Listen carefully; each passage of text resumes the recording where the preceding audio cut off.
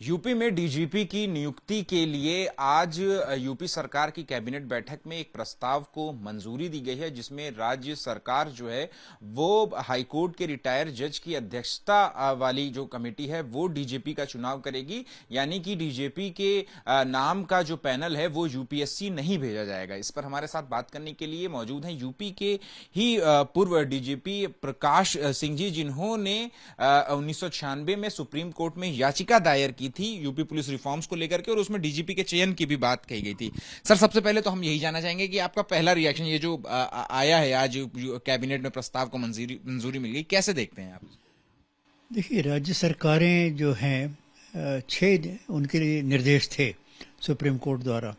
तो बाकी निर्देशों में कम से कम मुकदमेबाजी नहीं हो रही है, पर मैं जो निर्देश डीजीपी के अपॉइंटमेंट के बारे में था उसके बारे में रह के मुकदमेबाजी हो रही है, और कि गलत हो गया, सही हो गया, और राज्य सरकार कोई यूपीएससी भेज रही है, कोई नहीं भेज रही, रह के मामला सुप्रीम कोर्ट में आ रहा है। तो अब मतलब कुछ राज्य सरकारें ये चाहती हैं कि हम सुप्रीम कोर्ट के आदेशों का पालन करते हुए प्रक्रिया को ऐसा बना दें कि वो उसमें यूपीएससी के दखल न रहे।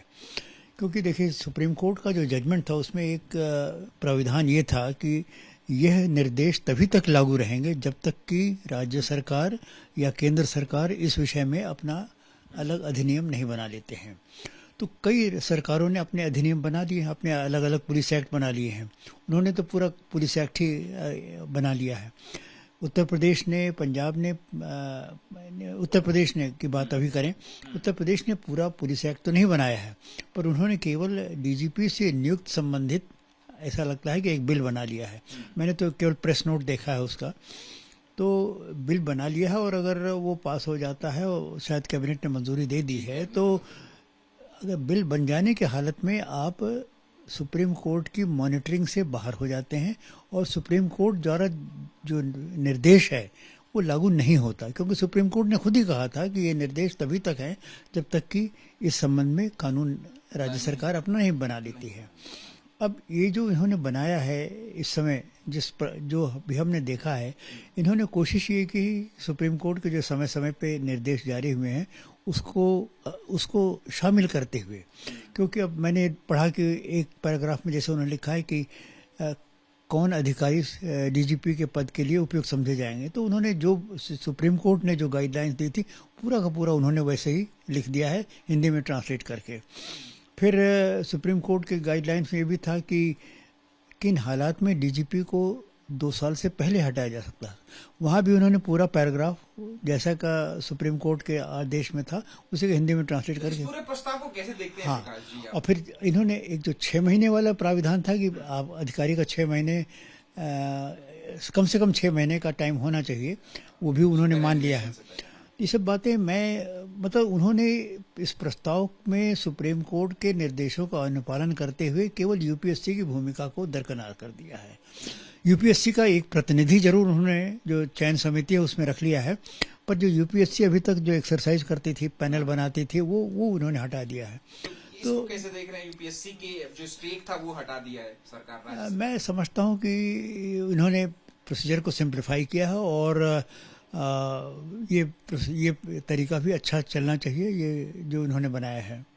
तो आपके हिसाब से क्या जो आज मंजूरी मिली है कैबिनेट में, ये फैसला कॉन्स्टिट्यूशनली होल्ड करता है, संविधान के पक्ष में है ये फैसला? मैं तो समझता हूँ कि मेरी समझ तो ये है कि सुप्रीम कोर्ट के जो निर्देश हैं उसका काफ़ी हद तक पालन किया गया है, और सुप्रीम कोर्ट इसको असंवैधानिक नहीं कहेगा। मेरा ये ऐसा अनुमान है। वैसे तो सुप्रीम कोर्ट में कोई भी जा सकता है, इसको चैलेंज कर सकता है, और वकील साहब तो हर तरह की दलील दे सकते हैं कि ये असंवैधानिक है। और अगर यूपी गवर्नमेंट का अच्छा एडवोकेट हुआ तो इसमें सुप्रीम कोर्ट की दखल नहीं होगा। तो अभी तक जो केंद्र ने रूल बनाया था डीजीपी के चयन के लिए, बाकी जो चीजें यूपीएससी की तरफ से जो है वो नाम भेजेंगे, क्या ये उसका वायोलेशन नहीं है? या फिर सुप्रीम कोर्ट ने भी ये बात कही थी कि वायोलेशन का सवाल तब उठता जब आपका एक अलग एक्ट नहीं होता। अब आपने अलग एक्ट बना लिया है, अगर एक्ट बन गया है तो फिर उसके वायलेशन का प्रश्न नहीं उठता है। क्योंकि उसमें लिखा था कि ये हमारे निर्देश तभी तक लागू होंगे जब तक कि राज्य सरकार अपना अधिनियम नहीं बना लेती है, और इन्होंने अधिनियम बना लिया है तो वो निर्देश लागू नहीं होता। तो अगर ये मामला सुप्रीम कोर्ट में जाता है, जैसे कि आपने कहा कि कोई भी याचिका दाखिल कर सकता है, तो अगर इस प्रस्ताव के खिलाफ अगर के सुप्रीम कोर्ट में याचिका दाखिल होती है तो क्या या चैलेंजेबल होगी वो याचिका सुप्रीम कोर्ट में? ये देखिए, चैलेंज तो जो करेगा वो अपने आर्गुमेंट देगा। अब वो आर्गुमेंट कहाँ तक होल्ड करता है ये तो सुप्रीम कोर्ट के ऊपर रहता है।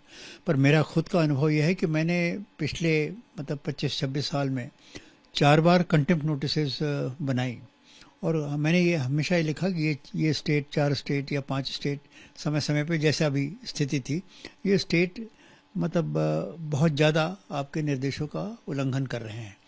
पर सुप्रीम कोर्ट ने आज तक किसी पे कंटेम्प्ट नोटिस इशू नहीं किया। कहने का मेरा तात्पर्य यह है कि सुप्रीम कोर्ट इस मामले में कंटेम्प्ट नोटिसेस इशू करने के लिए बहुत ज़्यादा उत्सुक नहीं है, और कोशिश यही करती है कि राज्य सरकारों को लेकर चला जाए।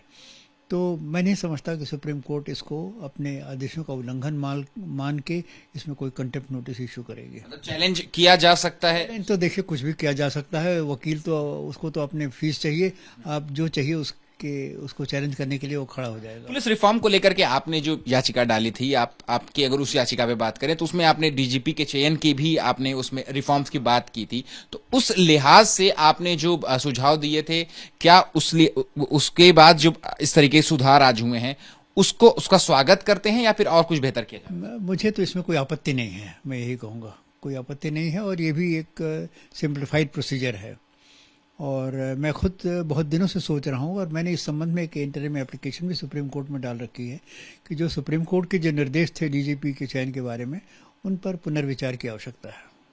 क्या ये इसको इस तरीके से भी देखा जाना सकता है कि राज्य सरकार जो है वो इंडिपेंडेंटली अब अपने डीजीपी का चयन कर सकती है, अब किसी तरीके का कोई दबाव या बाहर का प्रेशर नहीं होगा? कोशिश तो यही है, और उनका उद्देश्य भी यही है। अब वास्तव में कैसे वर्कआउट होता है ये देखना पड़ेगा। तो अब प्रकाश सिंह इस प्रस्ताव का स्वागत करते हैं या फिर कुछ और सलाह दे सकते हैं राज्य सरकार? मैं समझता हूँ एक अच्छी पहल है, और इसको देखा जाए, और अगर ये सही कार्यान्वयन में सही उतरती है तो इसका अनुपालन करने में कोई दिक्कत नहीं। कॉन्स्टिट्यूशनली वैलिड है ये? कॉन्स्टिट्यूशनली मैं तो इसे वैलिड समझता हूँ। ठीक है, शुक्रिया बात करने के लिए। कैमरा पर्सन अजीत चाको के साथ Amit Bilal, ABP news, Noida. For exclusive and insightful videos, subscribe to our new channel ABP Live Premium.